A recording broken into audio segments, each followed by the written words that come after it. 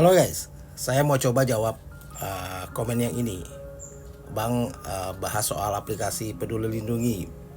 Saya rasa mungkin ini gara-gara kejadian kemarin ya, ketika aplikasi ini diretas lalu masuk ke laman judul gitu. Nah, bicara soal aplikasi Peduli Lindungi, kalau kita ingat ya, dulu awalnya kan dikembangkan pemerintah Indonesia untuk pelacakan lah dan pencegahan penyebaran COVID-19 ya. Dengan fungsi utamanya seperti peringatan dini, kontak tracking, serta akses hasil tes dan sertifikat vaksin. Nah, selama pandemi, aplikasi ini memang sangat vital lah dan telah digunakan oleh lebih dari 90 juta orang ya. Kita ingat dulu ya, mau masuk mall nggak boleh kalau nggak ada aplikasi ini, mau naik pesawat juga susah gitu ya. Nah, eh, aplikasi ini telah digunakan begitu banyak orang ya, lebih dari 90 juta orang, dan memang membantu untuk mencegah jutaan warga terpapar COVID. Nah, tapi sejak 1 Maret 2023, Peduli Lindungi ini resmi dinonaktifkan dan fungsinya dialihkan ke aplikasi Satu Sehat, sehingga tidak lagi dikelola oleh Kementerian Kesehatan.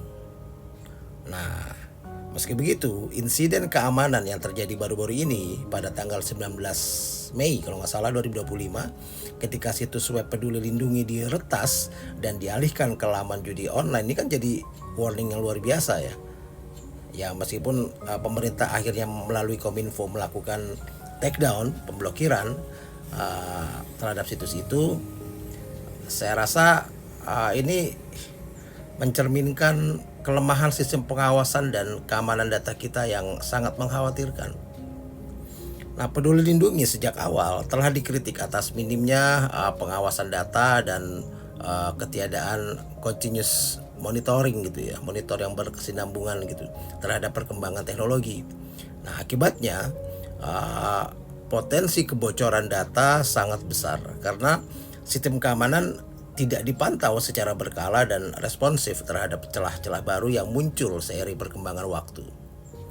Nah, banyak pengamat juga menilai kode sumber aplikasi yang tidak diacak gitu ya. Ini memudahkan pihak lain untuk memodifikasi aplikasi. Dan ini memperbesar risiko manipulasi dan penyalahgunaan tadi. Nah, kalau kita lihat ya, Peduli Lindungi dengan aplikasi komersial seperti Gojek ini kan terjadi integrasi gitu ya. Bahkan nggak cuma dengan Gojek, ada Tokopedia, Grab gitu. Ini kan menimbulkan kekhawatiran yang makin serius soal perlindungan data. Tujuan awal aplikasi ini kan untuk pelacakan COVID-19, lalu berubah menjadi platform multifungsi sehingga data yang dikumpulkan tidak lagi terbatas pada kebutuhan kesehatan. Dan hal ini kan bertentangan dengan prinsip perlindungan data pribadi dan menimbulkan inkonsistensi kebijakan privasi. Nah, ini jadi membuat riskan ya terhadap keamanan data warga, termasuk lokasi, identitas, ya, riwayat kesehatan, dan ini kan bisa berpotensi diakses pihak ketiga tanpa kontrol yang ketat. Jadi saya rasa memang sangat kurang ya akuntabilitas dan pertanggungjawaban soal aplikasi ini. Nah, ketentuan pada Peduli Lindungi ini secara eksplisit mengatakan bahwa pihak pengembang tidak bertanggung jawab atas kerugian akibat akses tidak sah atau peretasan.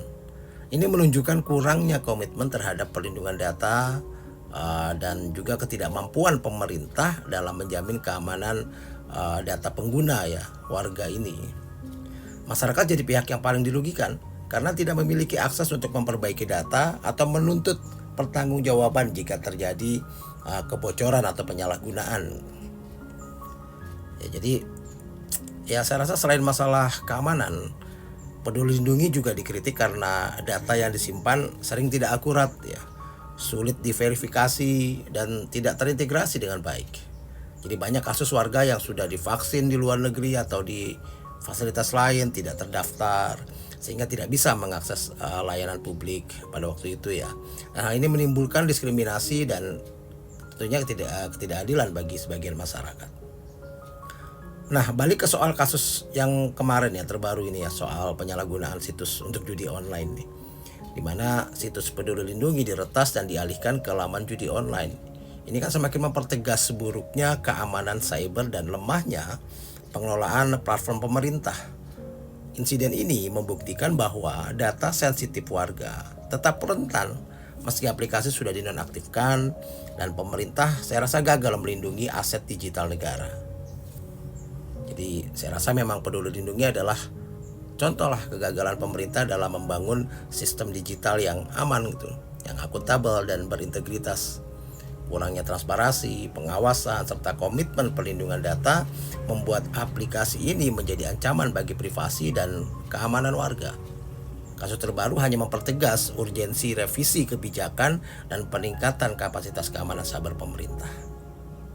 Saya rasa itu dulu yang harus dikerjakan buat Komdigi ya, daripada ngurusin gratis ongkir dan game online. Salam.